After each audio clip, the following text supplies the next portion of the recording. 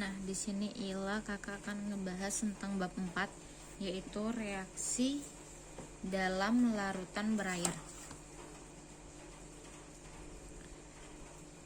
Nah, di sini titik fokusnya yaitu memahamin reaksi dalam medium air yang terjadi pada reaksi pengendapan asam basa, redoks, dan reaksi-reaksi lainnya. Nah, selanjutnya di sini fokus utamanya yaitu adalah untuk mengetahui dari yang namanya sebuah larutan. Nah, larutan itu adalah gabungan dari zat terlarut sama zat pelarut. Nah, Kak ambil contohnya supaya lebih gampang. Misal zat terlarut ini adalah gula. Jadi dia itu zat terlarut adalah sebuah senyawa yang bisa hancur atau bisa larut dalam zat lainnya, yaitu dimana di sini zat pelarutnya itu adalah air. Kita ketahui bahwa gula itu bisa larut ke dalam air, baik air panas maupun air dingin, benar kan? Nah, kemudian di sini gula ditambah air itu menjadi larutan yang baru. Nah, inilah definisi dari larutan itu, yaitu campuran dari dua atau lebih zatnya. Nah, inilah dia campuran. Nah, dikatakan campuran homogen ketika dia gabungan dari dua atau lebih zatnya yang tergabung. Nah, untuk zat yang lebih sedikit itu disebut dengan solut atau zat terlarut. Nah, zat terlarutnya adalah si gula ini. Kemudian zat yang jumlahnya lebih banyak itu disebut dengan zat pelarut, yaitu adalah si airnya. Kemudian, nah di sini ada contohnya. Misalnya adalah larutan. Ini larutan kan? Air. Nah, air ini soft drink. Nah, air ini terdiri dari zat terlarut sama zat pelarutnya. Nah, di dalam air itu terdiri dari, kok air sih, soft drink, soda ya. Nah, itu terdiri dari zat terlarutnya itu H2O sama zat pelarutnya yaitu gula CO2. Nah, jadi zat terlarut ini tadi yang mana? Yang akan hancurkan ke dalam zat pelarut. Nah, jadi H2-nya ini akan tergabung dalam si gula CO2. Nah, kemudian lagi misalnya seperti di udara. Nah, udaranya ini zat terlarutnya adalah N2 yaitu nitrogen, di mana nitrogen akan larut ke dalam O2ArCH4 yaitu dioksigen dan yang bersifat metana, CH4 kan. Lalu solder. Solder itu seperti penggabungan.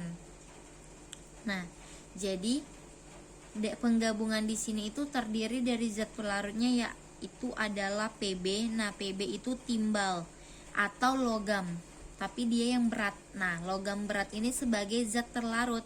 Kenapa logam berat sebagai zat terlarut?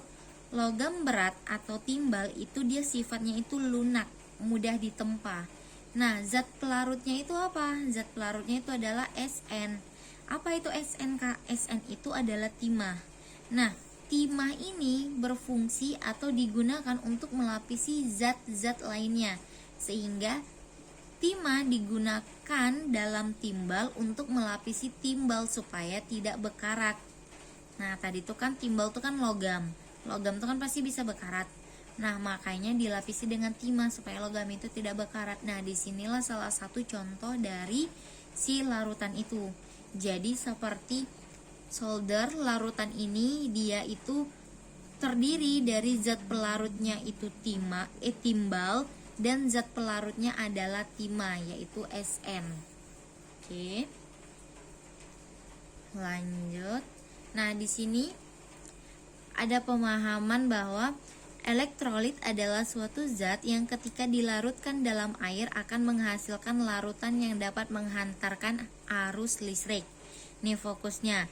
Jadi dia suatu zat yang larutkan ke dalam air, dia itu bisa menimbulkan arus listrik gitu, atau bisa menghantarkan arus listrik. Sedangkan yang non elektronik, namanya juga sudah non ya kan, maka dia kebalikannya, sehingga dia itu tidak bisa menghantarkan arus listrik ketika dilarutkan dalam air. Nah, ini contoh-contohnya.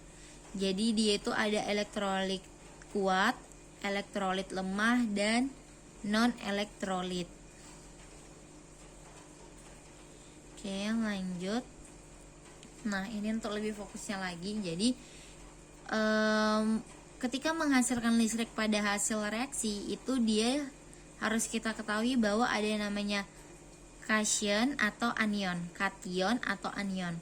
Kation itu dia bernilai positif dan anion itu bernilai negatif. Nah, di dalam elektrolit itu dia tadi di atas juga ada dikatakan bahwa ada elektrolit kuat dan ada elektrolit lemah. Nah, di sini tuh ada contoh elektrolit kuat sama elektrolit lemah. Yang namanya kuat sudah pastilah dia 100%. Nah, contohnya dia di sini ada NaCl. NaCl itu S-nya itu kan tadi kan penggabungan ya kan. Kemudian NaCl itu terdiri dari Na positif dan Cl negatif, tambah Cl negatif. Nah, karena Na-nya di awal ini nilainya positif, maka dia itu termasuk elektrolit yang kuat atau 100% terurai.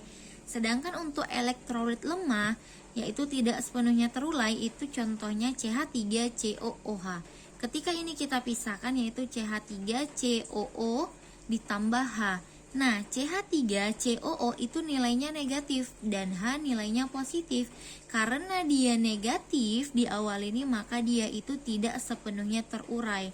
Karena dia tidak sepenuhnya terurai, maka dia termasuk elektrolit lemah. Nah, cara ini yaitu adalah dengan pemisahan zat-zatnya. Nah, itu kan pas SMA udah pernah kita pelajarin juga ya kan, Ilham. Nah, jadi intinya kalau elektrolit kuat, maka nilai di awal ini pasti dia positif. Sedangkan yang lemah, awalnya itu dia bernilai negatif. Itu kuncinya. Kemudian ionisasi. Ini tandanya ionisasi. Itu lambang, bukan tanda sih, lambang. Ya digunakan di sini CH3COH. Nah, ini kan beda ya bentuknya sama ini kan. Biasanya kan kita cuma bikin ke NaCl. Nih tanda panah ini baru Na ditambah Cl. Nah, kemudian tapi di CH3COOH dia menggunakan tanda ionisasi. Nah, ini termasuk dalam asam asetat. Dimana artinya yang kayak gini tuh dia itu ini bisa menghasilkan ini, kemudian ini juga bisa menghasilkan ini. Nah, dia itu reversible, yaitu reaksi yang berlangsung dalam dua arah gitu.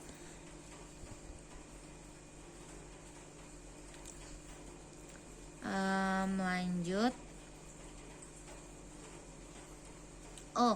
Di sini juga nih. Ini kan tanda ionisasi kan, Ila. Ionisasi itu merupakan asam asetat. Nah, yang gampangnya atau yang bisa kita pahaminnya itu asam asetat itu sudah pasti termasuk dalam elektrolit lemah. Kenapa? Karena ionisasinya di air itu hanya sebagian. Nah, itu jadi ketika ada tanda yang seperti ini, maka sudah dipastikan bahwa dia itu adalah elektrolit lemah. Kenapa? Karena dia termasuk dalam asam asetat. Hanya asam asetat yang memiliki ionisasi. Kalau dia tidak asam asetat, maka dia tidak menggunakan ionisasi. Lanjut nyapang. Ini bentuk ya.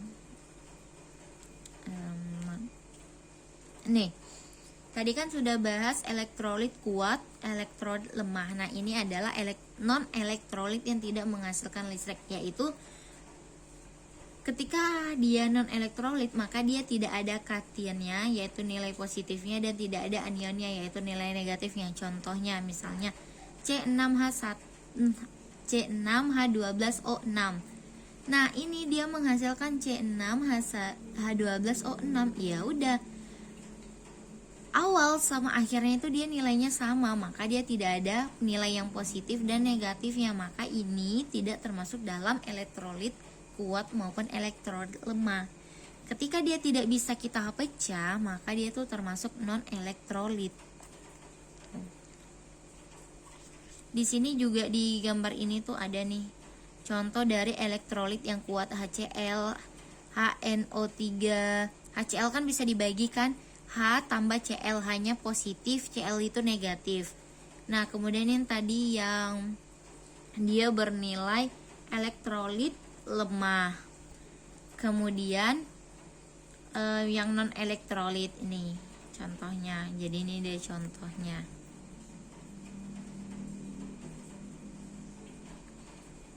Kemudian ini gambarnya apa? Reaksi pengendapan. Endapan adalah padatan yang tak larut, yang terpisah dari larutan. Nah, contoh misalnya di sini ada unsur senyawanya PbNO3 2 ditambah 2 NaL. Nah, di sini dia menghasilkan PbL2 ditambah 2 NONa3. Nah, persamaan molekulnya yaitu adalah Pb2 kemudian 2 NO3 ditambah 2Na ditambah 2L. Kan kita pisah ya, nak. Dalam persamaan kan kita pisahkan. Kemudian di sini PbL2 tetap ditambah 2Na ditambah 2NO3. Nih. Kemudian dari sini kita sederhanakan di mana 2NO3 ini habis dibagi dengan 2NO3. Kemudian ada 2Na, ini juga habis dengan yang ini. Maka ini dan ini udah habis ya. Tinggal Pb2 ditambah 2L menghasilkan PbL2.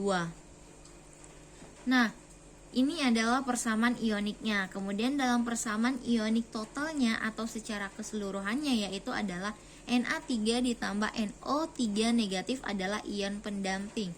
Nah, dari mana datang si Na3-nya ini? Na positifnya gitu kan. Nah, Na positifnya itu diambil dari si nilai Pb2. Pb2 ini terdapat di unsur senyawa yang mana? Yang ini kan, yang ada si Pb2-nya kan. Nah, Pb2 yang mati itu adalah nilai dari si NO3. Nah, maka di sini nilai si Pb2-nya tuh yang ini ya Ila, NO3 bukan Na positifnya, sorry tadi Kak terbalik. Nah, nilai dari Pb2-nya tuh ini. Kemudian ditambah 2L negatif.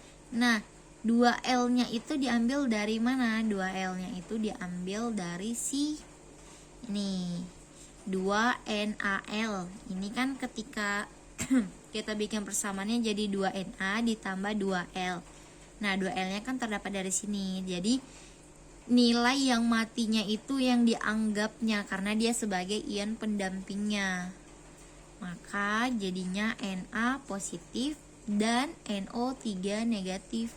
Dia merupakan si ion pendamping. Nah, itu ion pendamping. Jadi ion pendamping itu adalah kebalikannya dari dia. Dari persamaan ionik itu kebalikannya yaitu adalah unsur senyawa yang mati itu merupakan ion pendampingnya. Nah, untuk jelasnya lagi misalnya nih Kak, kita bahas ya kan di sini Pb2 itu kan dia diambil dari PbNO3 2. Nah, NO3-nya kan di sini tuh mati ya. Karena ini kan sama-sama disederhanakan. Jadi yang tersisa cuma si Pb. Nah, pendamping Pb ini siapa? Ya si NO3. Makanya di sini NO3 gitu. Oke, next. Ini tabel bentuk. Bisa Ila perhatikan. Kemudian ini cara penulisan persamaan ionik. Yang pertama, tulis persamaan molekul untuk reaksi yang sudah disetarakan. Yang kedua, tulis ulang persamaan. Yang ketiga, identifikasi dan abaikan ion-ion pendampingnya. Contohnya di sini misalnya ada senyawa AgNO3 ditambah NaCl. Kan kita pisah ya, jadi AgCl ditambah NaNO3. Nah, kemudian Ini kan senyawa awal ya kan. Baru di sini yang kita pisahkan. Ini memang soalnya. Ini ada Ag ditambah NO3 ditambah Na kemudian ditambah Cl. Itu nilainya positif negatif. Kemudian di sini Ag ini tetap AgCl ditambah Na positif ditambah NO3 negatif. Nah, kemudian baru setelah di sini mana yang bisa kita abaikan gitu, kita sederhanakan. Da Na, NO3 mana yang bisa kita matikan gitu. Nah, ini NO3-nya negatif, di sini NO3-nya negatif, maka sama-sama kita matikan. Dan sehingga tinggal Ag tambah Cl negatif, di sini tinggal AgCl. Nah, lalu Kak, kenapa AgCl ini nggak dipisah? Kenapa di sini Ag-nya itu kan dipisah? Nah, senyawanya kan berbeda. Di sini AgNO3, sedangkan di sini dia AgCl. Nah, AgCl itu dia tidak dipisahkan dalam bentuk senyawa, sedangkan AgNO3 itu terdiri dari dua senyawa, yaitu Ag sama NO3. Sedangkan di AgCl itu dia merupakan satu senyawa, tandanya di sini tuh S. Nah, S ini kan tadi dia tuh di awal tuh udah ada kakak bilang kayak dia tuh pelarut ya, penyampur. Nah, kayak dia tuh bahasa Inggris solder gitu. Coba tengok di translate ada tuh. Kemudian next, kimia dalam kehidupan sehari-hari. Masih tentang pengendapan, belum berbeda. Nah, kemudian di sini tuh masuk ke asam. 43 halaman. Asam memiliki rasa masam. Nah, dia bereaksi. Di sini asam menyebabkan perubahan warna pada zat warna tumbuhan. Nah, ini contohnya diambil pada tumbuhan kan. Bereaksi dengan logam tertentu dan menghasilkan gas oksigen. Seperti contohnya 2HCl ditambah Mg. Nah, dia akan menghasilkan MgCl2 ditambah H2. Nah, dari persamaan reaksi ini kita ketahui bahwa zatnya itu bereaksi dengan karbonat dan bikarbonat sehingga menghasilkan gas karbon monoksida. Nah, dari persamaan ini dan pernyataan ini kita ketahui bahwa dia menghasilkan suatu persamaan yang baru. Suatu senyawa yang baru, yaitu jadi 2HCl ditambah CaCO3 menghasilkan CaCl ditambah CO2 ditambah H2L. Tuh. Nah, dimana larutan asam dalam air itu dapat menghantarkan listrik.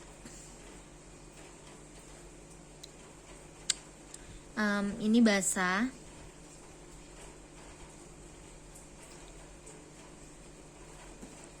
Asam are. Ini masih penjelasan aja tentang kalau ada asam arsenus itu merupakan zat penghasil H positif di dalam air.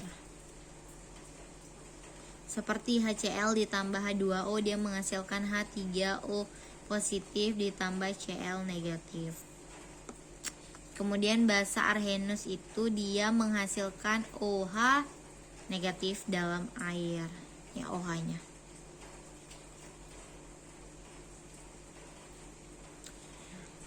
Ion hidronium.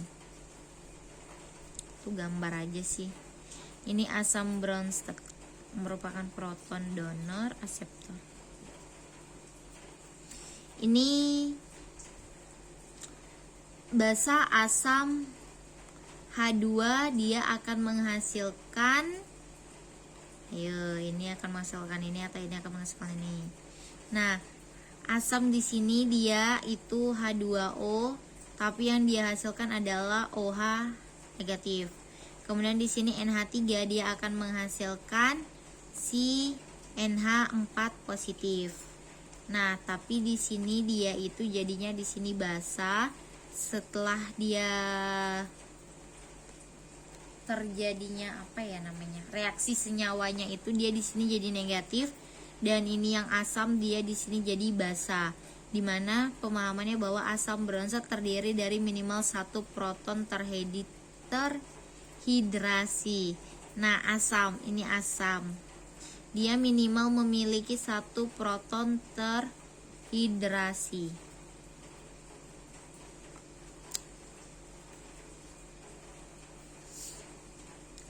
Mana dia? Next, asam monoprotik. Ini penjelasannya aja tentang HCl, yaitu H positif tambah Cl. Dia itu termasuk elektrolit kuat kan tadi. Nah, ketika dia elektrolit kuat, maka sudah dipastikan asamnya juga kuat. Ketika dia elektrolit lemah, maka sudah dipastikan asamnya itu dia lemah. Sama gitu. Ini juga elektrolit kuat, asamnya juga kuat. Ini elektrolit lemah, asamnya lemah.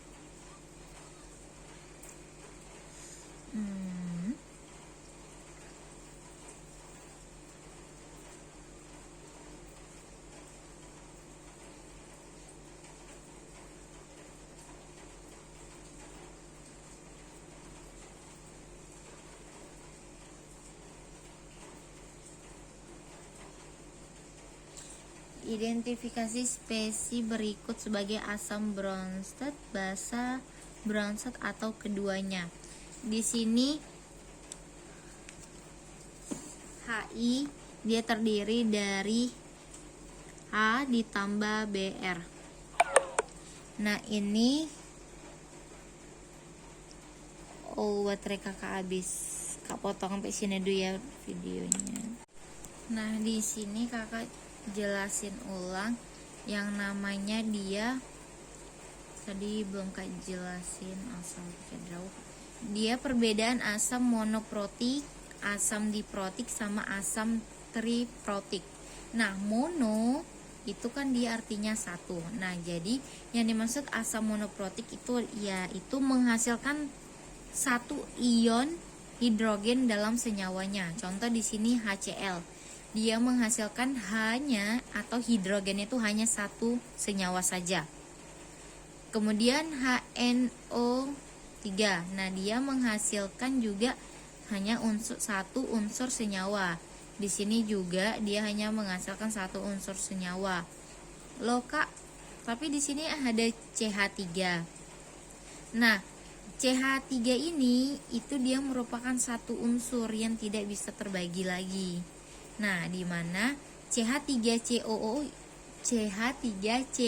itu tidak dianggap sebagai senyawa nitrogen, senyawa hidrogen, karena dia merupakan senyawa gabungan. Sehingga di CH3COOH itu hanya menghasilkan satu ion hidrogen, yaitu si H positif ini.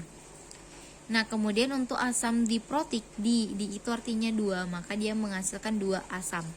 Nah, untuk H2SO4 dia menghasilkan H positif ditambah HSO4 negatif.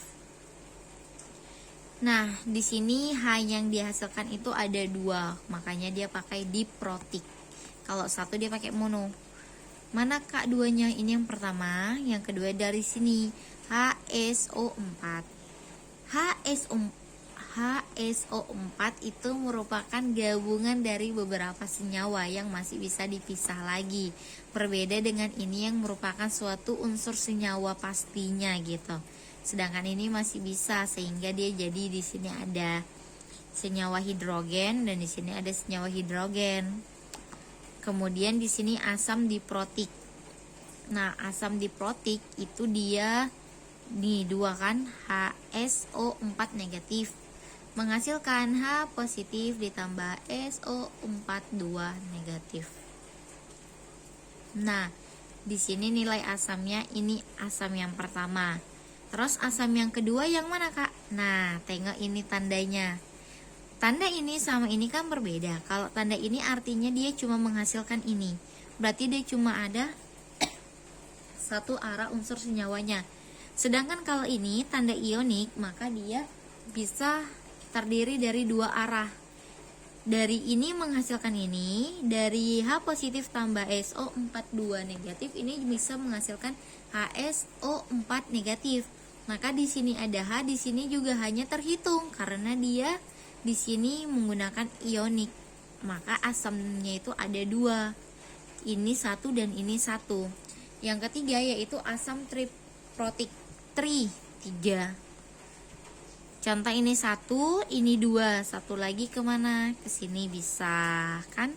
Pemahamannya seperti itu, di sini bisa. Kemudian ini juga ada 3, yaitu 1, 2, dan 3. Dan yang ini juga, ini ada 3 juga karena dia asam triprotik. Jadi mono itu 1, di itu 2, tri itu ada 3. Tuh. Ini tadi udah kayaknya di sesudahnya ya, di video sebelumnya. Lanjut reaksi penetralan. Nah, di sini asam tambah basa, reaksi penetralannya yaitu adalah garam ditambah air.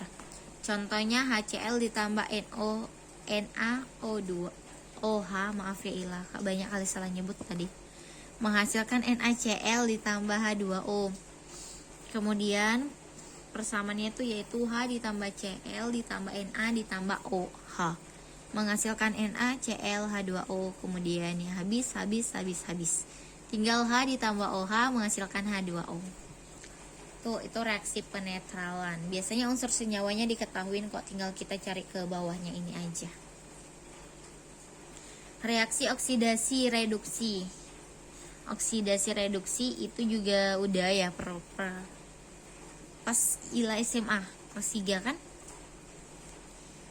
Nih, oksidasi hilangnya E. Kalau reduksi dia E-nya itu penangkapan atau E-nya itu ditambah. Di sini 4E.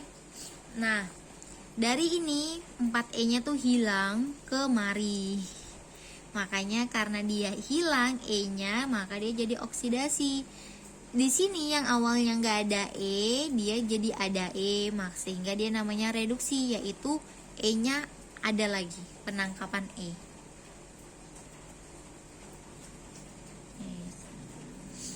Kemudian ini gambar ini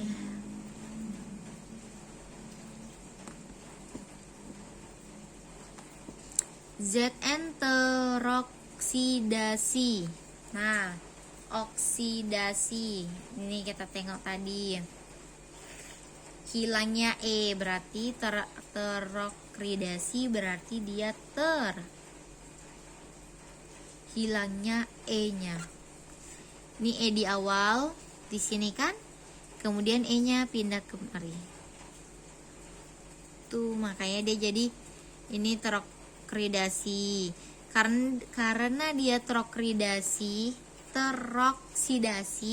sehingga dia menjadi pereduksi, yaitu E di sini hilang pasti dia jadi ke sini, makanya dia jadi reduksi. Sedangkan di sini E-nya sudah ada sejak awal di sini, maka dia tereduksi. Ketika dia dari tereduksi, maka dia akan jadi oksidasi, yaitu hilangnya si E-nya itu. Jadi cara gampangnya gini, kalau E-nya tuh berada di sebelah kanan, itu pasti dia oksidasi.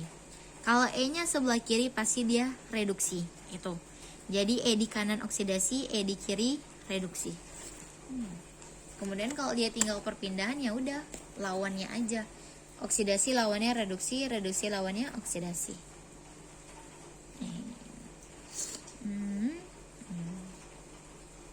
Nah, ini gak ada ininya kan, kita jawab ya. Ini 2E-nya tuh di kanan. Tadi kakak bilang ketika di kanan maka dia oksidasi. Ketika dia Cu2 positifnya teroksidasi, maka di sini jadi Cu-nya itu adalah zat yang pereduksi. Nah, kan dia dari sini nanti pindah ke sini kan, jadi reduksi. Nah ini Ag-nya udah ada jawabannya. Next, bilangan oksidasi. Oke.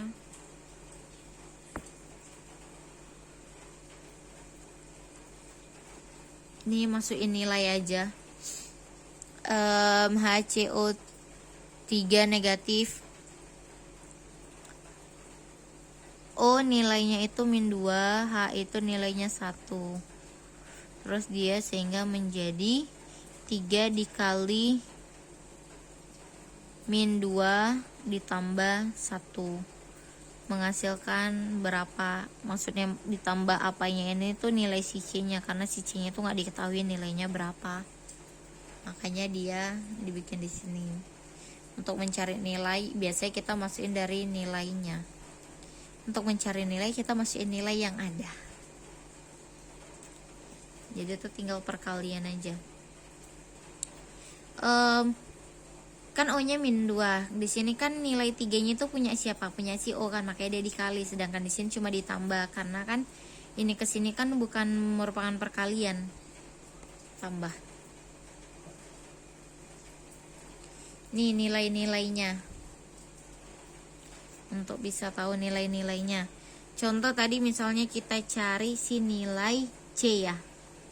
Itu nilai C positif 4. Kemudian tadi nilai H ya. H-nya itu tadi berapa? H positif 1 nih yang atas yang nilainya positif. Kemudian O. Mana O? Ini O. Negatif 2.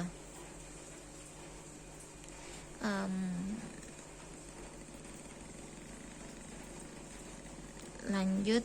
Ketika dia ditanya unsur dari IF7. Nah, kita cari dulu nilai F itu berapa ya di sini. Mana deh?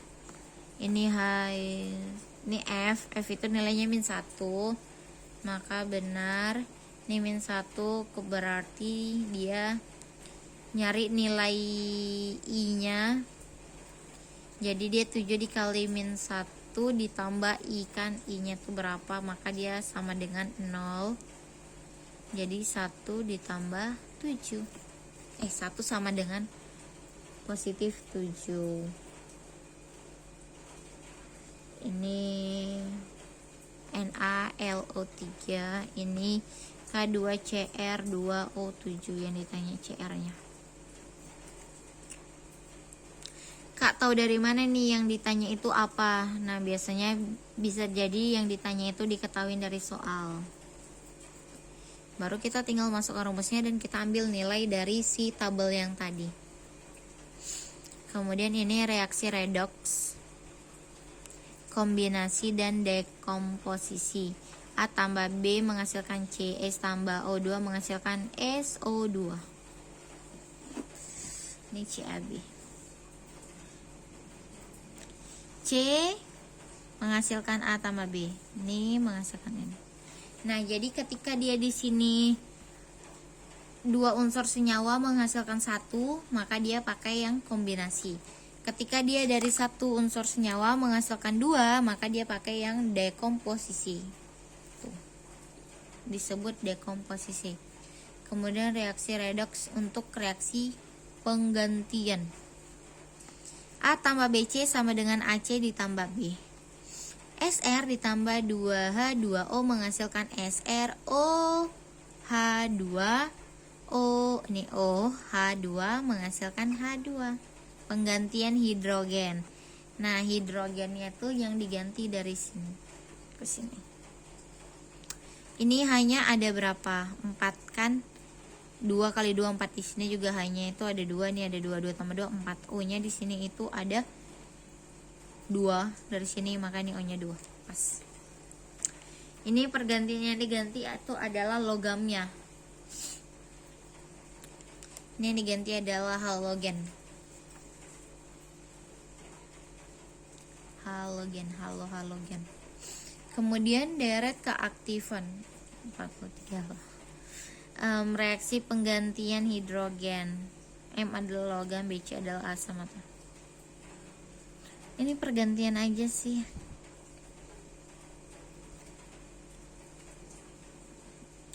Ila pahamin di sini aja sih, tabel-tabel yang kayak gini aja. Pertukarannya itu dia masih pakai yang EE.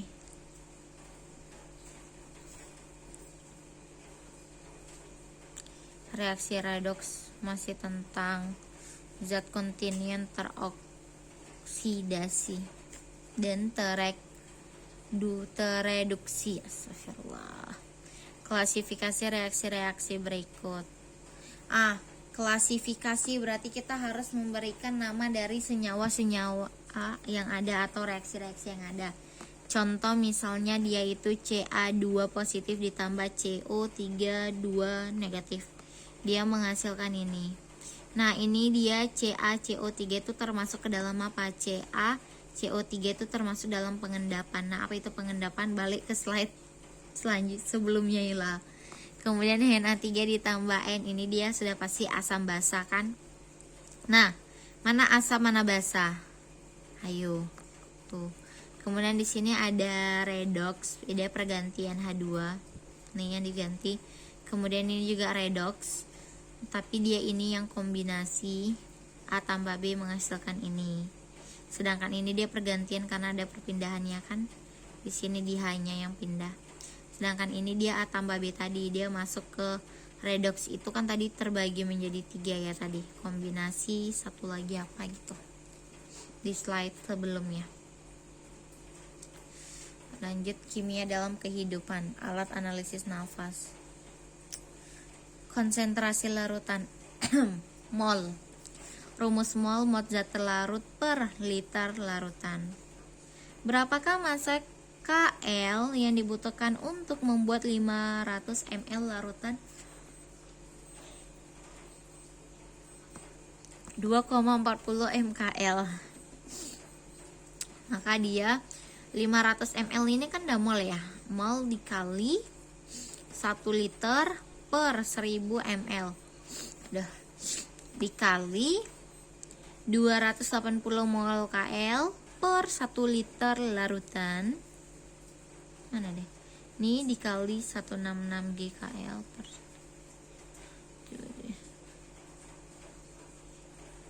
What's this?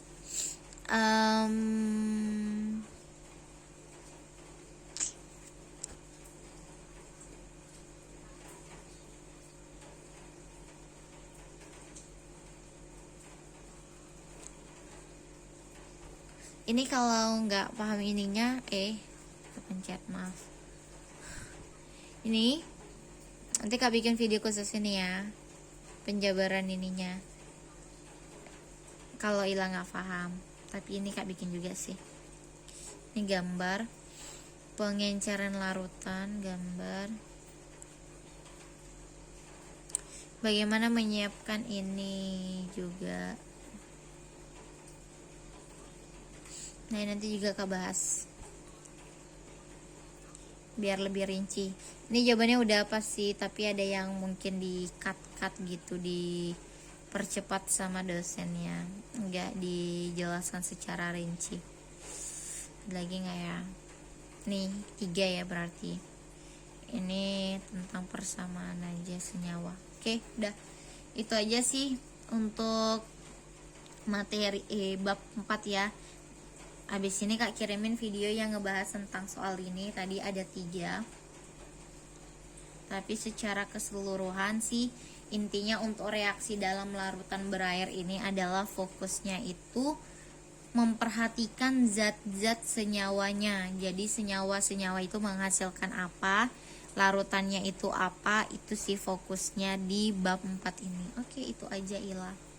Terima kasih. Kalau ada yang mau ditanya nanti bisa ditanya sama Kakak. Oke, nih Kak jelasin soalnya ya Ila.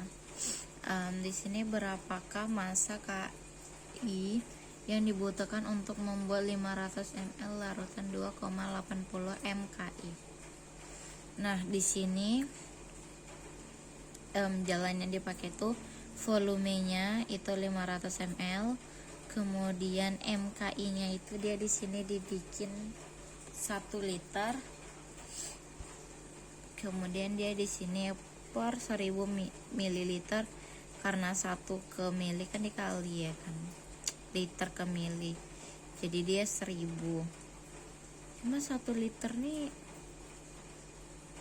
dari mana ya? Kak juga nggak tahu dia ngambil 1 liternya itu dari mana. Nah, tapi setahu kakak kalau kayak gini dia tuh ada rumusnya, di mana rumusnya itu ini tadi juga ada kak coba cari tahu. Jadi dia itu rumusnya K ya sama dengan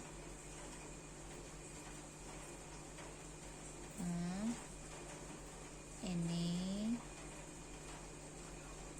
N per F.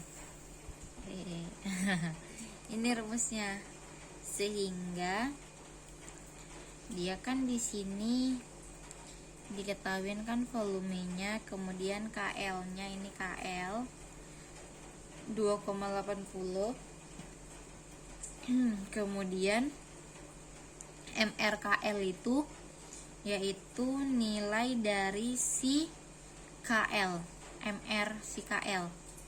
Nah, KL itu nilainya, K itu totalnya itu dia sama dengan 166 nilai MRKL. Iya, 166. Nah, 160 dapatnya dari mana? Yaitu dari 39 ditambah 127. Itu nilai MR dari KL itu sendiri. Nah, dari sini kan yang yang ditanya itu massa ya. Nah, rumus massa itu dia N dikali MR. N dikali MR. Nah, N-nya ini ini kan rumus dasar ya namanya. Ini rumus konsentrasi. Nih rumus konsentrasi. Ini rumus konsentrasi itu coret kan. Ini rumus konsentrasi. Kemudian kan di sini dia nanya nih rumus nilai massa. Massa itu rumusnya sama dengan itu N ya dikali ini kali ya dikali MR.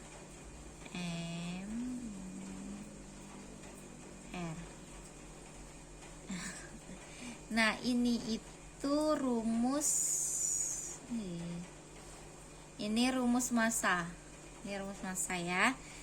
Lalu kan rumusnya N dikali MR. N-nya udah kita ketahui belum kan? Kita cuma tahu ini volume kita ketahuin sama si nilai KL-nya. Ini nilai KL tadi. Sorry ya Ilan, ini nilai MRKL. Ini MRKL 166, nih MRKL. Sedangkan rumus si KL aslinya itu nih 2,80. Tercoret pula.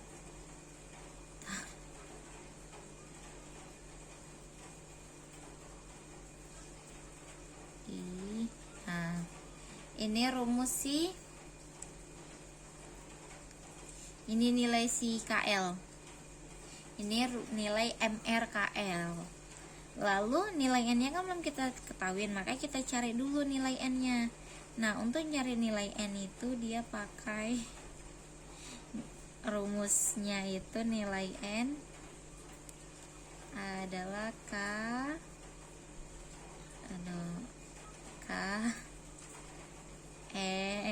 KI ya Allah dikali kok jadi mereng gini deh ceritanya, dikali V.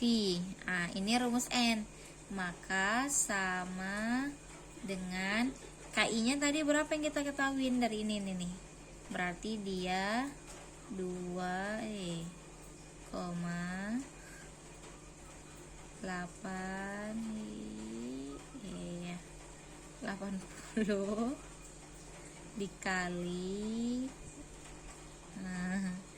dikali V.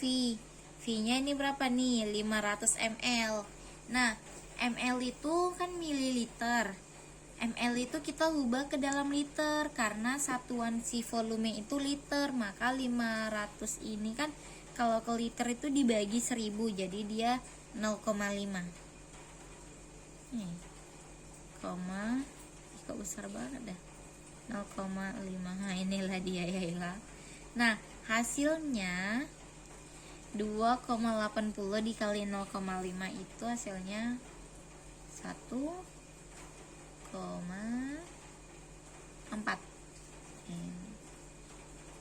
Nah maka kok kayak huruf gitu nih maka nilainya deh kita ketahui nih itu 1,4.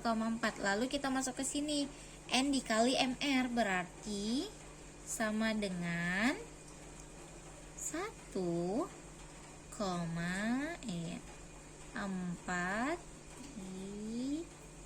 dikali, nah MR nih 166 berarti dikali 1,6. Kalau kita kalkulatorkan ini hasilnya itu dia 2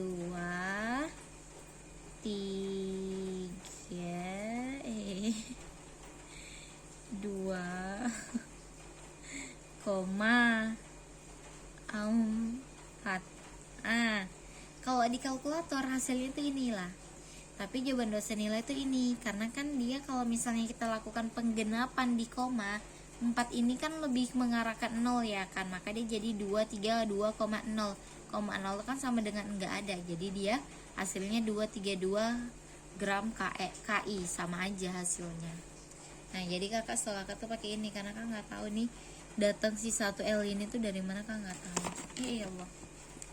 Nah ini 166 ya dari si MR, 2,480 dari si ini dari sini tuh. Oke, selanjutnya tadi yang ini ya. Ini jadi ini bagaimana menyiapkan 60,0 ml 0,2 m HNO3 dari larutan stok 4,00 m HNO3 MI. Nah ini rumusnya, ini rumus. Kemudian kita cari nilai MI nya berapa. MI itu nih 400. Kemudian apa namanya, MF nya itu 0,2. Kenapa di sini bikin dosen Ila 0,2 apa namanya 200 ya? Hasilnya akan tetap sama kalau pakai 0,2. Nah jadi feeling kakak, menurut kakak dia dikasih 2 angka di belakangnya ini 0, itu ngikutin dari sini biar enak mematikan angkanya. Jadi dia jadi 0,200 karena hasilnya 0,2 sama 0,200 tuh sama, 0 sama 0 nya kan gak dianggap. Kemudian VF nya itu 0,6 L, ini kan ml kita ubah ke liter, volume itu rumusnya liter, maka dia jadi 0,06. Kemudian FI nya itu yang ditanya. Nah terus kak bagaimana cara membedakan F sama I nya, benar kan? Nah kalau F itu dia biasanya itu larutan yang sudah ada nih kan, dari larutan ini. Kemudian yang ditanyanya itu lah si F, si I nya yang ditanya itu si I gitu. Udah selanjutnya kita cari nilai FI nya itu dia pakai yang ini kan rumus dasar. Ketika nanya FI sama dengan MF dikali VF per MI. Jadi dia MF 0,200 dikali 0,06 per 4,00, maka hasilnya 0,003 L atau sama dengan dia 3 ml. Ini kan liter kita ubah ke L, jadi dia 3 ml. Nah itu dia jawabannya. Maka di sini dia nanya, kalau dia nanya volumenya itu jawabannya volumenya 0,03 larutan. Kan volume rumusnya L. Nah tapi dia di sini yang ditanya itu nilai si larutannya, maka dia jadi 3 ml ditambah 57 ml air nih. Jadi HNO3 ini kan terdiri dari asam dan basa. Itu kita pecah lagi, berarti HNO3 itu jadi H ditambah NO3. H itu kan asam ya kan. Nah asamnya ini yang ditanya, NO3 ini nilainya itu 57, maka tinggal 3 ditambah 57, maka dia menjadi 60. asam tambah air, sorry ya tadi kak bilang basa ya kan, maaf. Air, NO3 tuh air bukan basa, asam tuh H, jadi dia tuh menjadi larutan. Nah ini balik kepada pengertian di awal tadi bahwa yang namanya campuran itu dia terdiri dari zat pelarut sama zat terlarut tuh. Kada 90 begitu Ila. Oke.